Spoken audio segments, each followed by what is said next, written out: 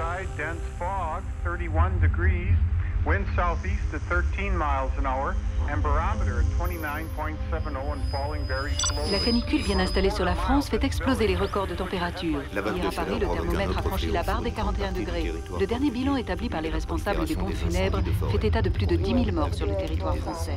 Les autorités ont décrété lundi l'état de catastrophe publique afin d'obtenir en aide aux personnes sinistrées.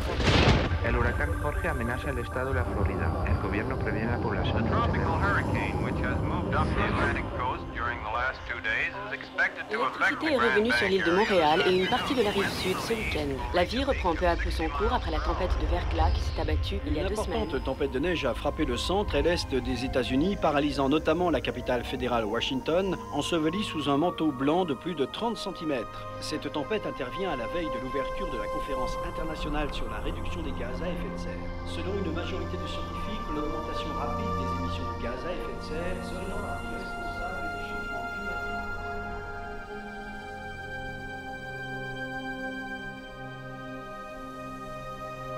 L'effet de serre naturel, celui dû à la vapeur d'eau, au gaz carbonique, au méthane, est quelque chose d'extrêmement bénéfique en fait. Parce que si nous n'avions pas ces gaz à effet de serre, eh bien, la température moyenne de la planète serait de moins 18 degrés et ce serait absolument invivable. Grâce à eux, grâce à ces composés tout à fait naturels, eh bien, nous sommes à une température moyenne de 15 degrés qui a favorisé en fait le développement de nos civilisations.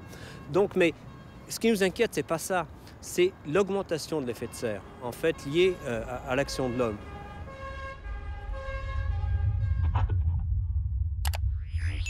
Les glissements de terrain et les inondations provoquées par les pluies torrentielles ont fait près de 50 000 morts la semaine dernière au Venezuela. Au cours d'une seule semaine, 251 litres d'eau sont tombés par mètre carré. Les changements climatiques se produisent depuis que la Terre existe. On entend souvent les sceptiques, les soi-disant sceptiques, dire que les changements climatiques ont toujours existé. Et c'est vrai. La question n'est pas de savoir si le climat va changer, bien sûr qu'il va changer. La vraie question est de savoir quel est notre impact sur le climat. Les gens mettent en cause les périodes interglaciaires et le cycle des glaciers. Et c'est un phénomène que nous comprenons assez bien. Mais il n'a rien à voir avec l'émission des gaz à effet de serre et leur impact sur le climat. En ce début du XXIe siècle, les perturbations du climat sont perceptibles un peu partout. Et les scientifiques s'entendent. Il y a bien réchauffement global. Ce réchauffement est observé surtout dans les régions dites à risque, comme l'Arctique canadien, où l'on commence déjà à percevoir ses effets.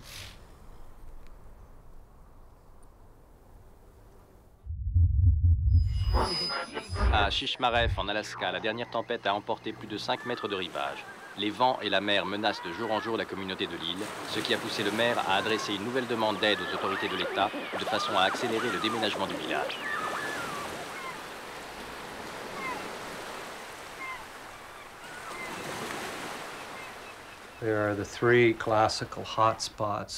Il y a 3 endroits particulièrement sensibles aux variations climatiques dans le monde.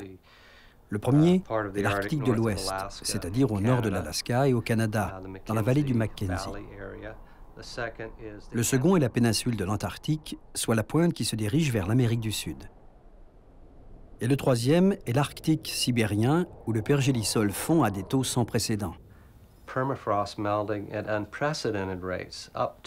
La côte recule d'environ 30 mètres par année.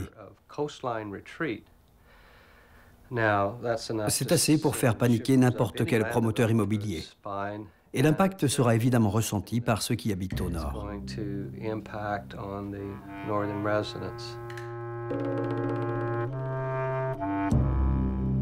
Comme dans beaucoup d'autres villages de l'Arctique, les habitants de Sachs Harbour, sur l'île de Banks, subissent les conséquences de l'érosion et de la fonte du pergélisol.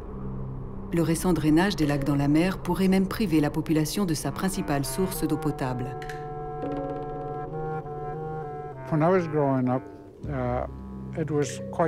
Quand j'étais enfant, il faisait toujours assez froid.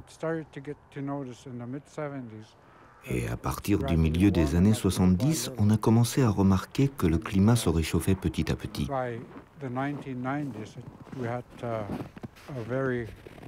Dans les années 90, on a eu un été très chaud. Cet été-là, il y a eu des glissements de terrain. Le rivage a reculé et un des lacs a été complètement drainé. En ce moment, il y a un autre lac qui est sur le point de se vider dans l'océan. Aujourd'hui, on peut voir des espèces d'oiseaux qu'on n'avait jamais vues auparavant. Il y a aussi du saumon. En fait, il y a quelques saumons, alors qu'on n'en voyait jamais il y a quelques années. L'effet des changements climatiques dans ces régions est bien visible. Le déplacement de la frontière de l'Arctique, toujours plus au nord, affecte l'ensemble de cet écosystème fragile. L'arrivée de nouvelles espèces animales et végétales confirme cette migration des écosystèmes provenant du sud. Quand j'étais adolescent, les gens pouvaient prédire le temps qu'il ferait un jour ou deux à l'avance. Aujourd'hui, c'est impossible. Le temps change beaucoup trop rapidement. Encore du mauvais temps sous le ciel de Paris. Et oui, de part et d'autre de l'Atlantique, les dépressions continuent d'entraîner des précipitations. Demain en soirée, le front en provenance de l'ouest amènera avec lui de la neige. Les prévisions météorologiques à long terme font maintenant l'objet d'une véritable science. Pour mieux comprendre le temps qu'il fera à l'échelle globale, les climatologues conçoivent des modèles du climat à l'aide d'outils mathématiques. Pour nous, ce qui définit le climat, en fait, dans la vie de tous les jours, je dirais que c'est la température, la quantité de précipitations et puis les vents. Donc, en premier lieu, c'est ça l'objectif d'un modèle climatique. Et pour être capable de simuler le déplacement de l'air, eh bien, il faut qu'on l'enferme, en gros, d'une multitude de parallélépipèdes. Et pour faire ça, on définit d'abord sur la planète une grille, et puis on divise l'atmosphère en couches successives verticales. Et donc, on a un parallélépipède dans lequel on suit les lois de la mécanique des fluides qu'on sait définir. Si vous pouviez entrer à l'intérieur de nos simulations climatiques, le temps vous paraîtrait légèrement différent de ce qu'il est à l'extérieur. Mais les conditions climatiques seraient tout de même similaires. C'est un monde qui vous serait familier. Nous essayons de saisir les variations à court terme du climat. Pour vérifier la fiabilité du modèle, on a simulé ici les variations annuelles des températures de surface. Du rouge au violet, le modèle estime la répartition géographique des températures en fonction des saisons. En comparant les prévisions avec les observations réelles, on s'aperçoit que le modèle reproduit assez fidèlement la réalité.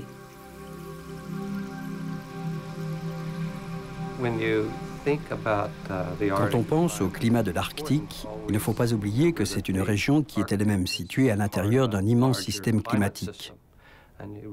On ne peut pas séparer les deux. C'est important de comprendre que le système climatique a un rôle à jouer. Et ce rôle est de prendre la chaleur excessive qui provient de l'équateur et des régions subtropicales et de la transporter vers le nord et le sud jusqu'aux régions polaires où elle pourra être dispersée dans l'espace. La chaleur est transportée par l'atmosphère et les océans, qui se partagent le travail de façon plus ou moins égale. Disons que la moitié de la chaleur est déplacée par l'atmosphère et l'autre moitié par les courants marins.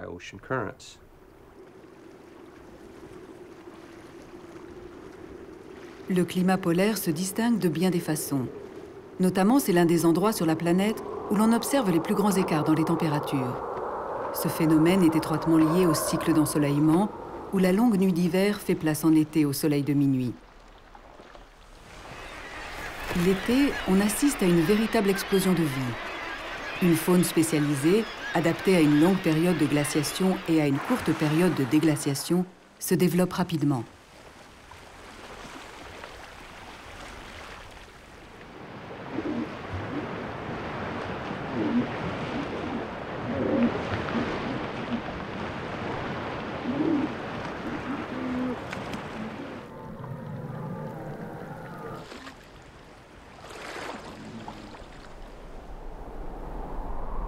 Le couvert de glace, qui occupe une superficie de 14 millions de kilomètres carrés en hiver, diminue de moitié en été. Or, depuis quelques décennies, de nombreuses données scientifiques sont venues sonner l'alarme. En 40 ans, la banquise permanente aurait perdu près de 40% de son volume.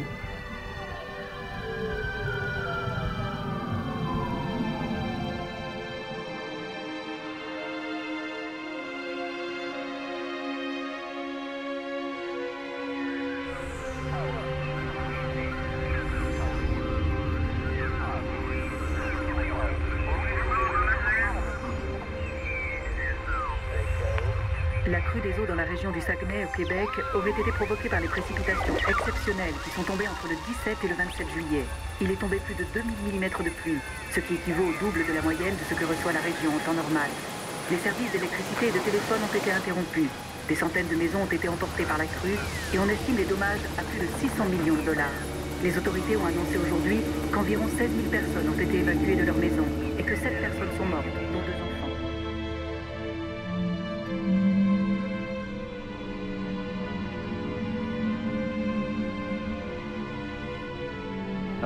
Lorsqu'on considère toutes les données, on peut voir que l'augmentation de chaleur est considérable.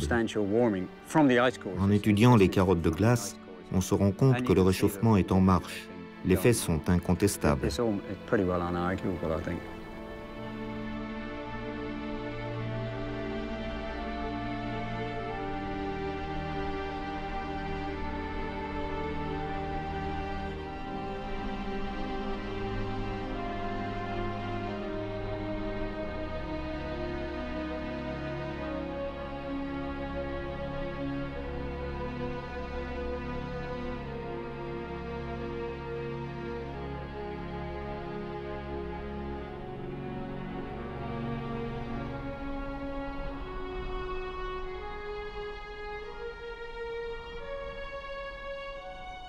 En fait, les calottes et les couvertures glaciaires sont des archives des atmosphères et des températures passées.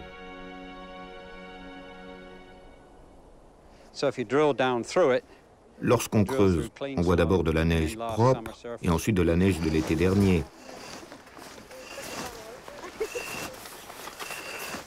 À la main, on peut réussir à extraire une carotte d'une vingtaine de mètres.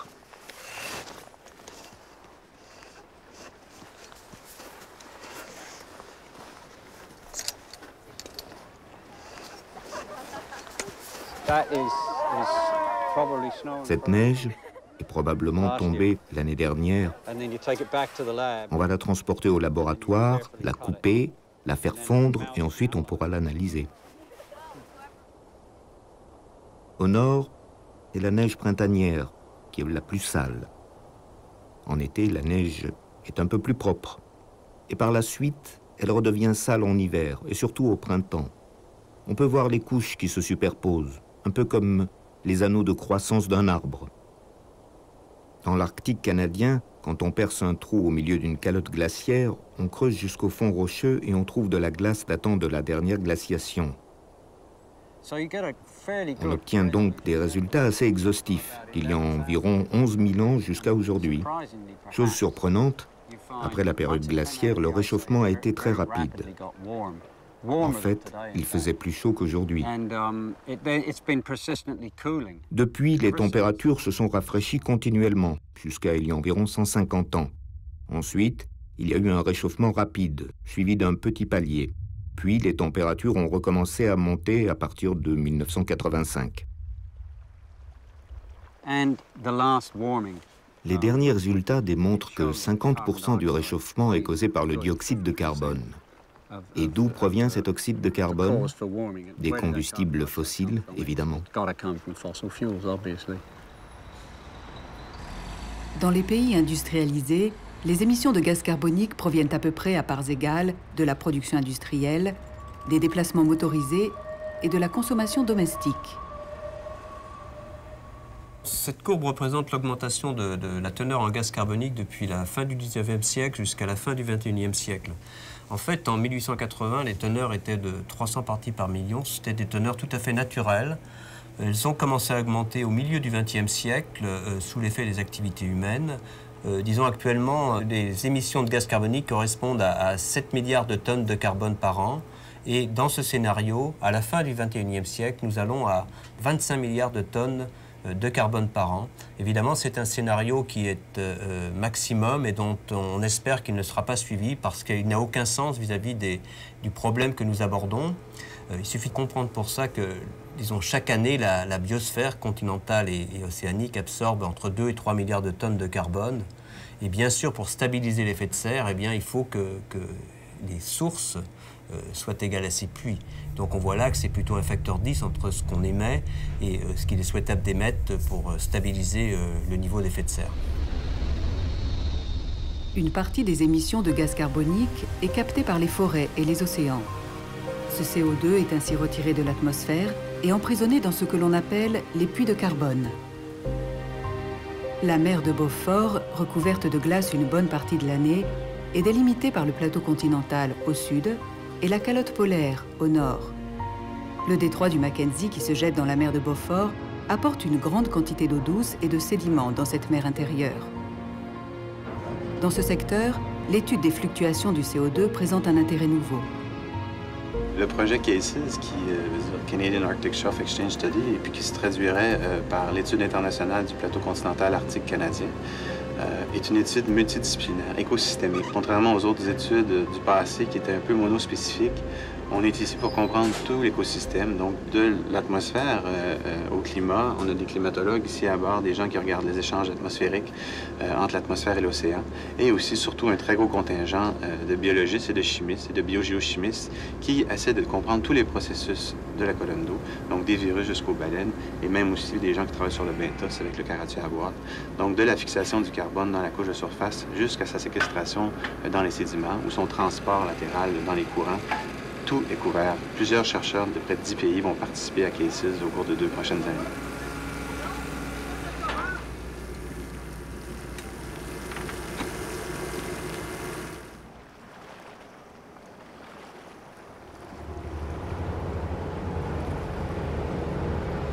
Le premier volet de ce programme de recherche consiste à mesurer et comprendre la dynamique des différents gaz qui circulent dans le système atmosphérique.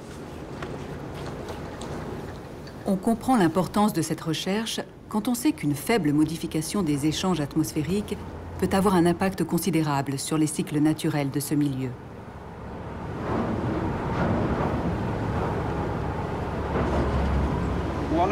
Dans l'Arctique, une petite variation climatique peut causer de grands changements environnementaux, surtout lorsque les températures sont près du point de congélation de l'eau de mer. Par exemple, lorsque les températures diminuent, la quantité de glace augmente. Cette glace réfléchit la lumière du soleil, empêchant le réchauffement de la mer, ce qui va rafraîchir encore plus les températures ambiantes. De la même façon, si les températures augmentent, et il n'est pas nécessaire que ce soit toute l'année, un léger réchauffement au printemps ou en automne suffit, surtout lors du gel ou du dégel de la banquise. Si c'est le cas, la glace va fondre plus tôt et se former plus tard. Et lorsqu'il y a moins de glace, l'océan absorbe une plus grande partie des radiations solaires. Et ces radiations solaires réchauffent l'océan. Donc, si les températures augmentent, elles augmenteront de plus en plus.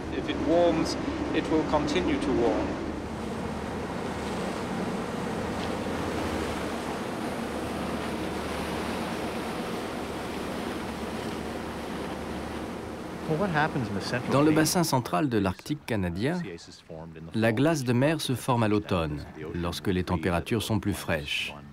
L'océan gèle à environ -1 degré, -1,8 en fait. Et cette glace forme une calotte qui sépare l'océan de l'atmosphère. C'est ce qu'elle fait de plus important. Elle ralentit les déplacements énergétiques entre l'océan et le ciel. Dès que le couvert de glace apparaît et se consolide, l'air se rafraîchit considérablement. Si cette première glace ne fond pas complètement à la fin de la saison, elle va demeurer en place pendant la période de dégel estivale et elle devient ce qu'on appelle une glace de plusieurs années.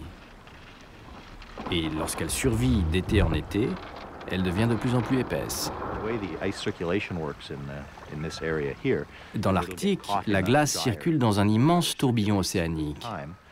Et avec le temps, le courant entraîne cette glace dans le détroit de Fram, puis vers l'Atlantique Nord, où elle finit par fondre.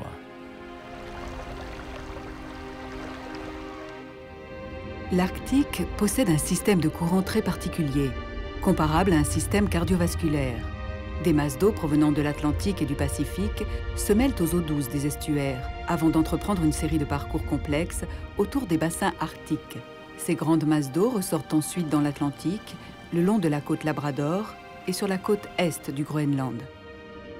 Elles rejoignent alors les eaux chaudes et salées du Gulf Stream et se mêlent ainsi aux grands courants océaniques qui parcourent la planète.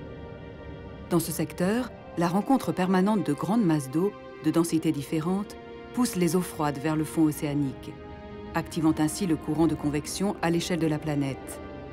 Cette circulation océanique contribue de façon significative à la régulation du climat. Dans son déplacement vers le nord, le Gulf Stream disperse une partie de sa chaleur dans l'hémisphère nord, ce qui explique pourquoi l'Europe de l'Ouest a un climat tempéré. Une variation dans les températures de l'eau ou une modification de la quantité d'eau douce provenant de l'océan Arctique pourrait perturber ce système océanique planétaire.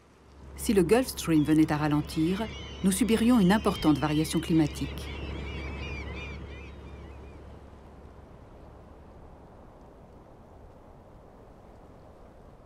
Il est impossible de dépeindre avec clarté et précision comment la planète va réagir face à ces changements. Toutefois, si on bâtit notre société, notre agriculture et notre économie en comptant sur le fait que les choses ne changeront pas, alors on fait une grave erreur.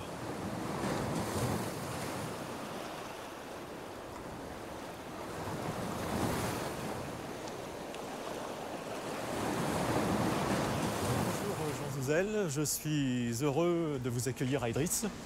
Oui, d'autant plus que pour moi, c'est la première fois que je viens ici. En fait, les chercheurs... Pour essayer de prédire comment la planète va réagir, les scientifiques s'en remettent à des modèles climatiques qui intègrent des variables toujours plus nombreuses.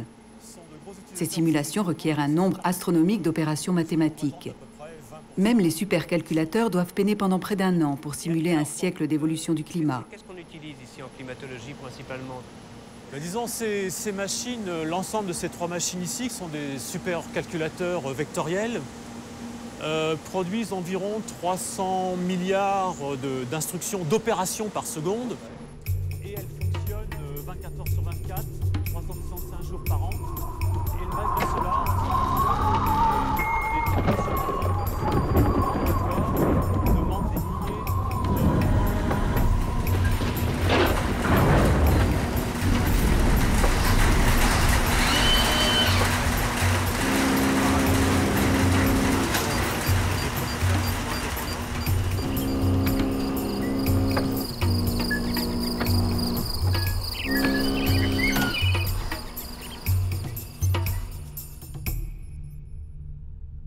Selon les modèles climatiques, en 2050, ce sont les régions polaires qui seront les plus affectées par le réchauffement.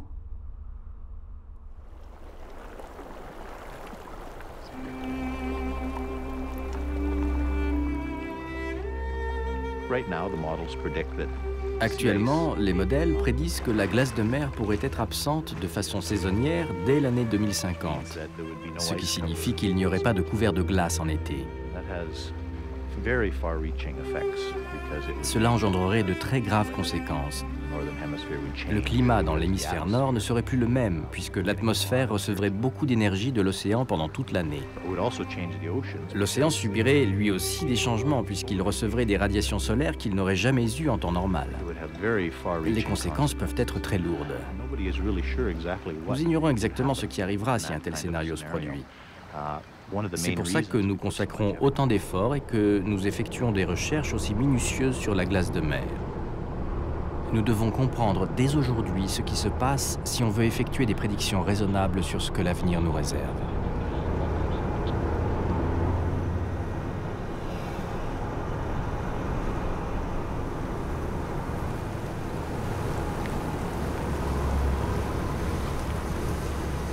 En ce moment, dans l'Arctique, dans les mers couvertes de glace saisonnière, comme la mer de Beauport ici, un des facteurs limitants, c'est la lumière. Donc, malgré qu'il fait clair 24 heures sur 24, sous la banquise, la lumière est encore fermée. La productivité est encore limitée. Les seuls organismes, en fait, qui réussissent à vivre, c'est les algues des glaces. Donc, il y a quand même un écosystème qui dépend de ces algues des glaces, qui est adapté à brouter ces algues des glaces, surtout des petits copepods, des petits crustacés très riches en lipides, qui, eux, sont à leur tour bouffés soit par des larves de poissons ou des amphipodes un peu plus mystaux, un peu plus carnivores, un peu plus gros.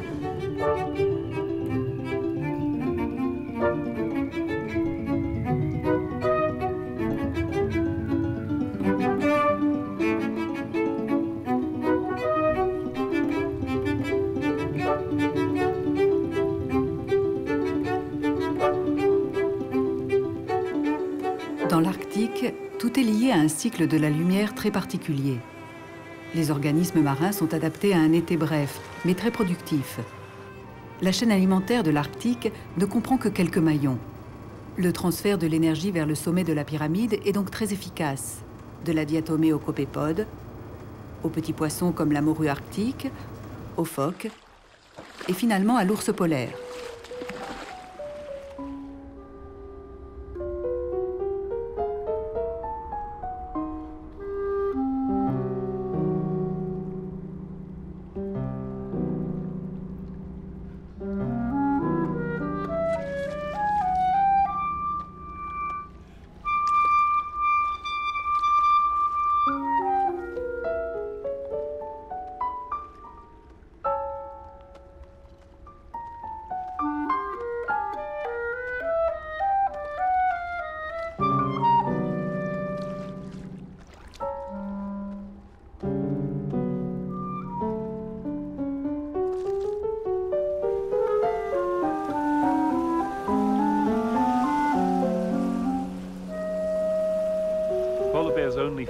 Les ours polaires ne mangent que lorsqu'il y a de la glace.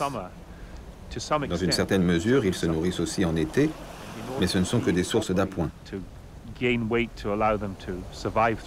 Pour se nourrir convenablement et pour prendre du poids afin de survivre pendant l'été, ils ont besoin d'une plateforme de glace.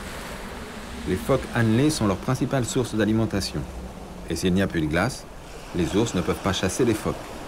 La glace est essentielle à leur alimentation.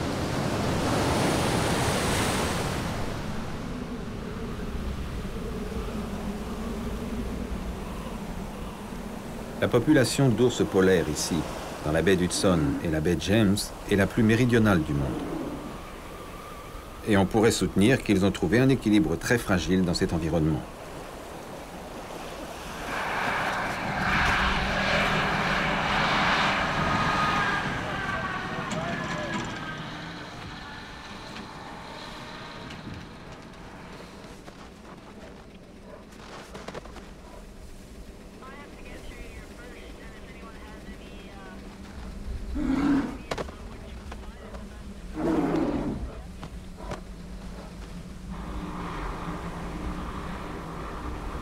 En été, les ours ne mangent plus à partir du moment où ils quittent la banquise en juillet, à moins qu'ils trouvent un beluga qui s'est échoué, un caribou mort ou une charogne quelconque. Pour survivre pendant l'été, ils doivent dépendre de leurs réserves en gras. S'ils ont moins de temps pour accumuler leurs réserves de graisse pendant l'hiver, lorsque la banquise est là, cela aura évidemment une incidence sur leurs chances de survie pendant l'été.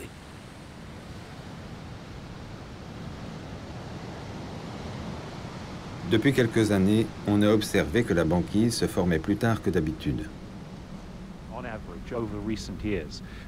En moyenne, le gel débute avec un retard de 2 semaines par rapport aux années passées. Et on a aussi observé que la banquise quittait la baie 2 semaines plus tôt. Une des conséquences les plus lourdes concerne les jeunes femelles qui ont mis bas. Pour les ours qui vont dans la baie pour se nourrir en novembre, ils peuvent s'alimenter jusqu'en juillet. S'ils ont 2 semaines de moins pour se nourrir, les conséquences sont néfastes, mais elles sont plus faciles à surmonter.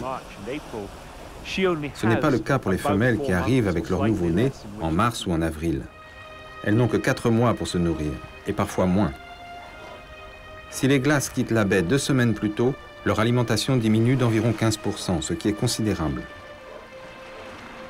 Si cette tendance se maintient, les ours n'auront pas assez de temps pour nourrir leurs oursons, pour se nourrir elles-mêmes, et surtout, pour survivre pendant l'été.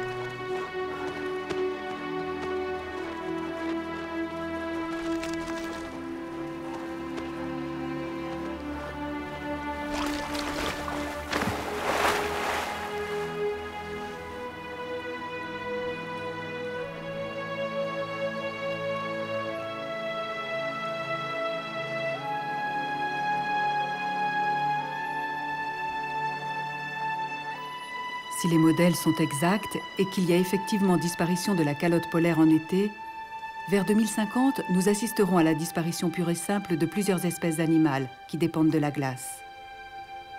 Mais qu'en est-il des formes de vie sous-marine qui sont adaptées à vivre sous la glace?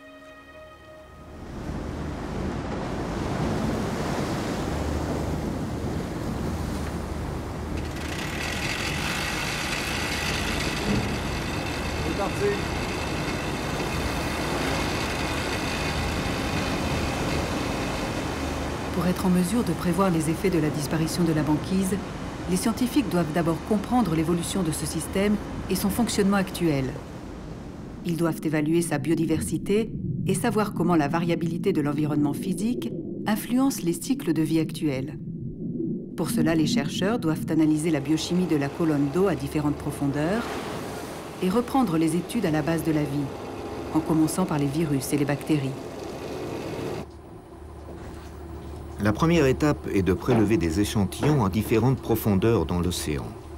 En fin de compte, on essaie de comprendre la structure et le fonctionnement de cet écosystème. Comment est-ce qu'il fonctionne? Comment réagira-t-il dans quelques années? Comment a-t-il réagi face aux variations climatiques qu'il a subies dans le passé? Les espèces que nous étudions sont difficilement accessibles. Nous devons utiliser des techniques de pointe pour pénétrer plus à fond. En fait, c'est seulement depuis quelques années que nous avons les outils pour nous rendre sous la surface de l'océan afin d'étudier la biodiversité de cet environnement extraordinaire. Et au cours de nos travaux, nous avons observé que cet écosystème est incroyablement riche et ce, à tous les niveaux. C'est formidable.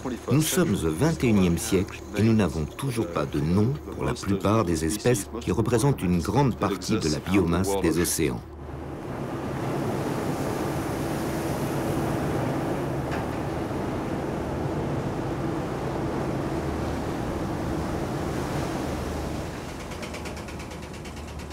Une des principales questions est quelle est la quantité de carbone disponible pour le reste de la chaîne alimentaire? Quelle quantité disparaît? Où sont les puits de carbone dans cet écosystème? Nous savons qu'une partie du carbone est utilisée par les espèces microscopiques, mais nous devons comprendre l'équilibre entre ces différents processus, si nous voulons prévoir l'évolution des fluctuations du carbone et des différents flux énergétiques.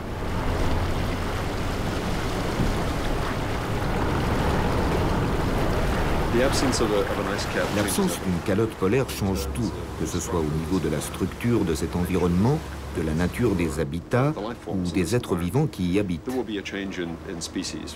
Les espèces vont changer sans aucun doute, et il y aura des gagnants et des perdants. Déjà, des écosystèmes complets ont disparu au nord de l'Arctique. Les écosystèmes qui dépendent de la glace, par exemple, disparaissent. D'anciens écosystèmes qui datent de plusieurs milliers d'années se sont effondrés à 50, 60 ou même 70%.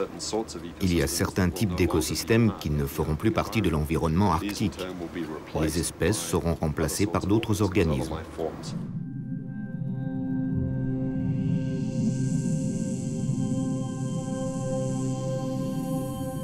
Les scientifiques commencent à peine à comprendre le rôle des océans sur les fluctuations du carbone dans l'atmosphère. Ces recherches vont enrichir de nouveaux modèles climatiques qui seront peut-être en mesure de prédire les véritables gagnants ou perdants des changements annoncés.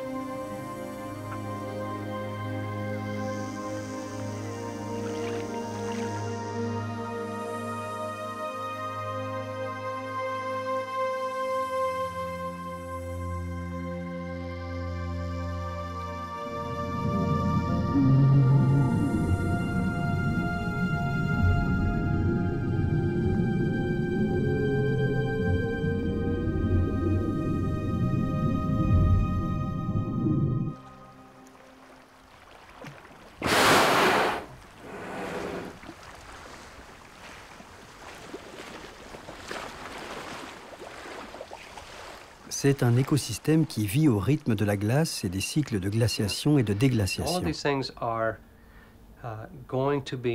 Et ces processus subiront d'importants changements qui auront de lourdes conséquences. En observant les modèles, les tendances et les données, on peut imaginer différents scénarios. On montre ensuite nos résultats aux politiciens. On leur dit « Voici les prévisions pour le futur. Maintenant, qu'allez-vous faire ?» C'est encore l'état d'urgence à Prague aujourd'hui suite à la pire inondation du siècle. Les remparts de fortune installés hier pour protéger l'opéra ne... Nous sommes en pleine crise d'énergie. C'est pourquoi j'ai décidé de ne pas imposer de limites sur les émissions de CO2.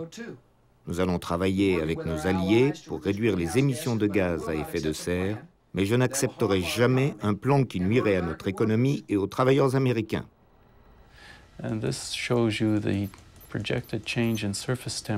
Ceci montre les changements annuels de température sur la surface de la Terre. Le calendrier continue d'avancer une année à la fois jusqu'à ce qu'on atteigne 2100. On peut voir que petit à petit, les couleurs changent partout sur la surface de la Terre. Le rouge indique que les températures augmentent. À moins de modifier nos émissions de gaz à effet de serre, les modèles nous prédisent des écarts de température qui pourraient dépasser ce que la Terre a connu lors de la dernière glaciation.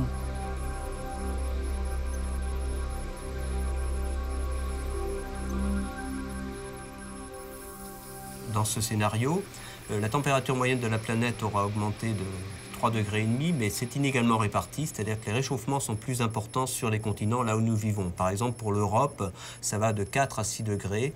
Disons, Moscou aura la température de Paris et nous, Parisiens, aurons la température d'Alger. Donc ce sont des changements climatiques vraiment majeurs et qui se traduiront avec des conséquences visibles, y compris dans nos régions. Première conséquence visible, on pense que la moitié des glaciers alpins aura disparu.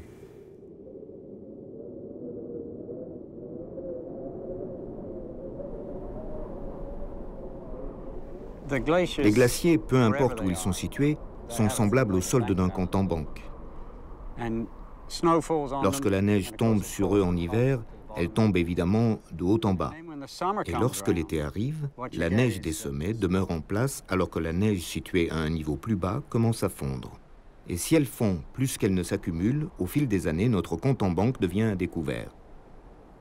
Depuis environ 25 ans, le solde des glaciers dans l'Arctique canadien est de plus en plus négatif.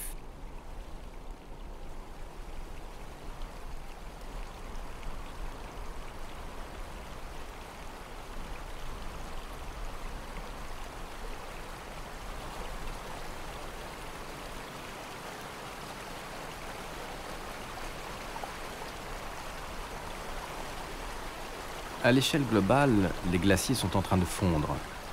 C'est le cas de presque tous les glaciers que nous connaissons dans l'Arctique. Et l'eau qui est libérée se déverse dans les océans. C'est un des phénomènes qui complique l'étude de l'érosion côtière. Parce que la fonte des glaciers fait augmenter le niveau des océans. Et plus la planète se réchauffe, plus le niveau des océans augmente, puisque les liquides prennent de l'expansion lorsque la température augmente. Autrement dit, plus l'eau est chaude, plus elle se dilate et fait augmenter le niveau des océans. En plus de ces deux phénomènes, il ne faut pas oublier qu'il y a de moins en moins de glace de mer. Et comme ici, dans la région de Mackenzie, ceci contribue également à l'érosion côtière.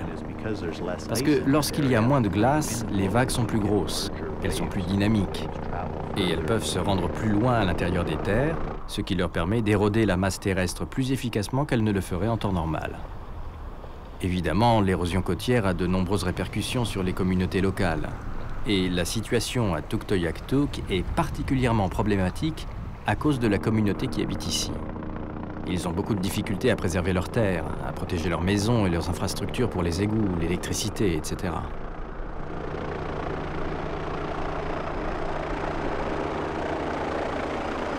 Au niveau de la mer, là, il y a une inertie formidable, c'est-à-dire que comme la dilatation touche l'ensemble de l'océan, eh bien, elle va continuer inexorablement. C'est-à-dire si c'est 50 cm à la fin du siècle, ça sera encore 50 cm à la fin du siècle suivant.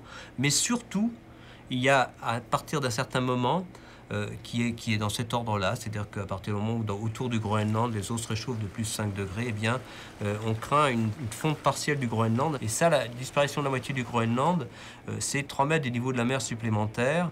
Et donc, en gros, entre la dilatation et ça, eh bien, il y a un risque de 5 à 6 mètres d'augmentation du niveau de la mer supplémentaire, non pas pour le 21e siècle, mais disons pour le 23e, 24e. Mais c'est quelque chose qu'on laisse, c'est-à-dire que si on est à la fin du 21e siècle dans cette position, eh bien ça sera pratiquement inexorable et je dirais irrattrapable. Et ça, je crois qu'on n'a pas le droit de le faire.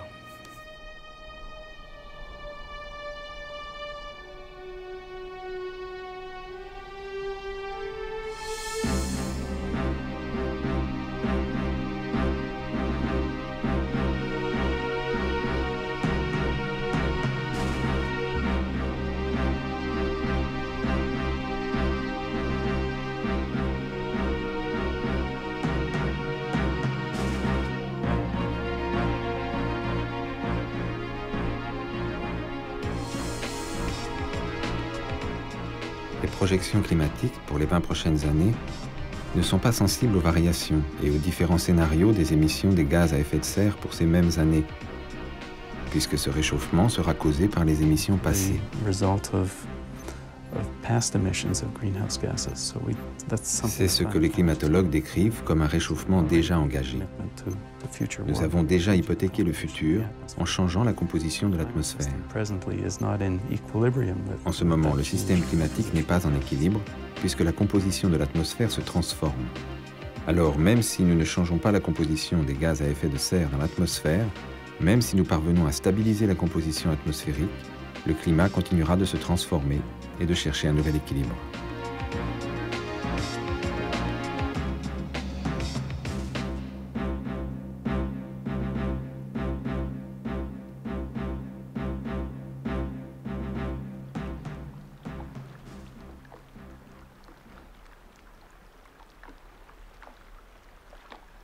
Il ne faut pas oublier que l'Arctique fait partie d'un système climatique très vaste. Et ce système a tendance à se protéger. Si on l'agresse, il peut riposter. Il y a 3 idées qui ont été avancées quant à ces façons de riposter. Il y a d'abord la fermeture ou la transformation du courant de convection océanographique planétaire. La seconde est le changement de l'albédo de la glace de mer. Et la troisième, qu'on a souvent ignorée, mais qui peut avoir des répercussions très sérieuses, est la libération du dioxyde de carbone et du méthane, qui est lui aussi un gaz à effet de serre, à partir du pergélisol et de la couche d'hydrate de méthane enfouie dans le sous-sol de l'Arctique. Il s'agit d'une portion différente du cycle du carbone. Les océanographes étudient actuellement le cycle rapide du carbone. Quelle partie de la biomasse sera recyclée dans la chaîne alimentaire? Alors qu'ici, il est question du carbone qui a été entreposé dans la planète depuis des millions d'années, qui pourrait se libérer de façon catastrophique dans l'atmosphère, risquant d'augmenter la formation de gaz à effet de serre.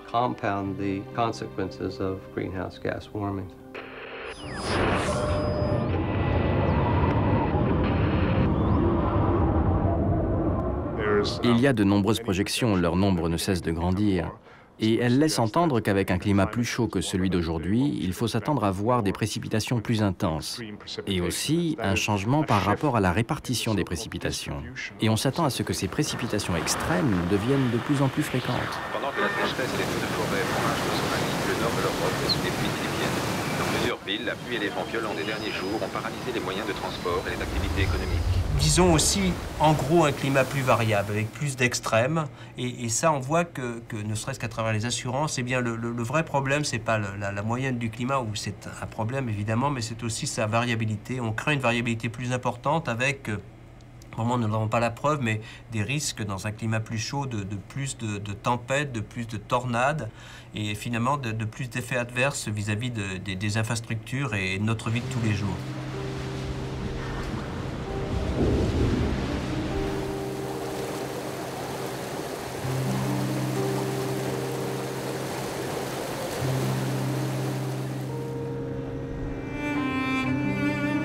La science nous aide aujourd'hui à comprendre le seul environnement que nous possédons, la Terre.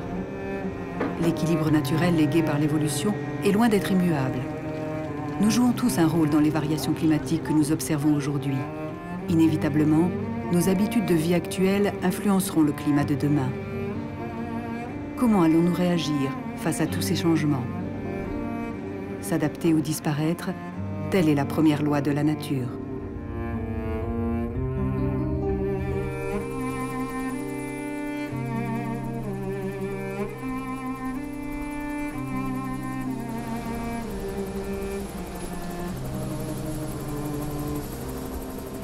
Si on veut vraiment réduire les émissions de gaz à effet de serre, on doit atteindre des niveaux beaucoup plus bas et réduire nos taux de plus de 50% partout sur la planète, y compris en Inde et en Chine.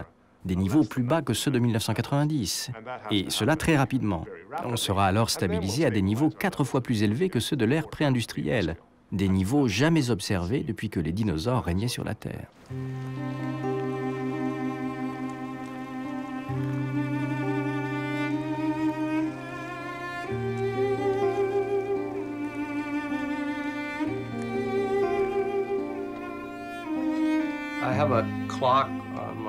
J'ai une horloge sur mon bureau avec un petit ours polaire qui flotte sur l'eau. Elle me rappelle que le temps passe. Il faut commencer les préparatifs. Il faut intervenir si nous voulons conserver ce que nous avons. Et j'espère que mes petits-enfants ne regarderont pas mon horloge en pensant « Qu'est-ce que c'est que cet ours blanc-là »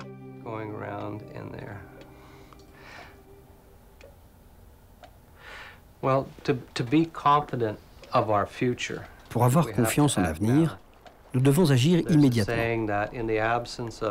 On dit souvent que lorsqu'il y a absence d'informations, les décisions sont basées sur l'hypothèse que les choses ne changeront pas. Les politiques sont établies comme si on vivait dans un monde figé, alors que nous savons très bien que les changements climatiques sont réels et à grande échelle, et qu'ils ont lieu depuis que la Terre est une planète.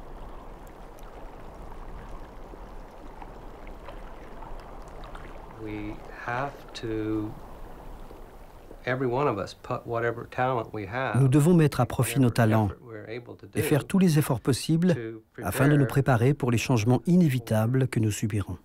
De Singapour à Manille, les masques anti-pollution sont placés sur les visages alors que les feux de forêt indonésiens font toujours rage. En ce qui concerne l'avenir de la planète, je crois qu'on n'insiste pas assez sur l'importance de l'accroissement de la population qui fait en sorte que nous dépensons de plus en plus d'énergie. Si nous reprenons le contrôle de nos dépenses énergétiques, les choses peuvent s'améliorer, mais ce ne sera pas facile. Ce sera un parcours très difficile pendant au moins 50 ans, et peut-être même une centaine d'années. Au sud-ouest de l'Oregon, de feux de forêt de 75 000 hectares sont à 3 km l'un de l'autre et se rapprochent petit à petit. Près de 400 personnes ont déjà quitté les communautés d'O'Brien, Cave Junction, Selma et Kirby. Et plus de 17 000 résidents ont été prévenus qu'ils devront peut-être quitter leur maison en moins de 30 minutes. L'État a déjà combattu plus d'1 millier d'incendies qui ont tous été causés par la foudre et qui ont brûlé 140 000 hectares. Il faut rester optimiste parce que c'est vrai aussi que ce n'est qu'un des problèmes sur notre planète. J'espère qu'on pourra y arriver, mais c'est toute une culture, à la fois au niveau de production d'énergie, d'utilisation d'énergie, de déplacement qui est à inculquer et qui est à prendre en compte et qui, dans notre esprit, la seule façon de prendre en compte, c'est de commencer tout de suite à avoir des mesures concrètes, même si elles ne sont pas terriblement efficaces dans un premier temps. La seule façon d'entraîner, par exemple, les pays en voie de développement, c'est nous-mêmes de nous imposer des contraintes. Les usines situées au cœur de la zone industrielle du nord de l'Italie essaient de revenir à la normale après les inondations qui ont ravagé la région. Et ce sont les agriculteurs qui semblent être les plus touchés par la catastrophe. Les récoltes sur de nombreuses terres agricoles. Les changements climatiques sont certainement un problème qui concerne tout le monde, mais qui n'a pas été causé par tout le monde. C'est le monde industriel qui a créé ce problème, et ce problème ne respecte pas les frontières. Son impact est ressenti partout dans le monde. Je crois que c'est aux pays développés de venir en aide aux pays en développement, en transférant des technologies plus propres et en assistant ces pays pour qu'ils puissent s'adapter aux conséquences des changements climatiques. Mais nous devons agir en leader, parce que c'est nous qui avons causé le problème et c'est à nous de trouver la solution et de l'offrir aux autres. En fait, je crois que la plupart des gens ne se sont pas encore rendus compte qu'il existe un rapport important entre les changements climatiques et la question de la sécurité internationale. Quand un problème est créé à un endroit et qu'il en cause ailleurs, on sème le mécontentement. Il n'y a pas eu une goutte de pluie depuis plus de 5 semaines dans les provinces de l'Ouest. Cette sécheresse qui dure depuis trop longtemps prive les éleveurs d'une partie de leur fourrage et fait chuter les rendements. Dans ce contexte, les agriculteurs ont plus que jamais les yeux rivés sur le baromètre.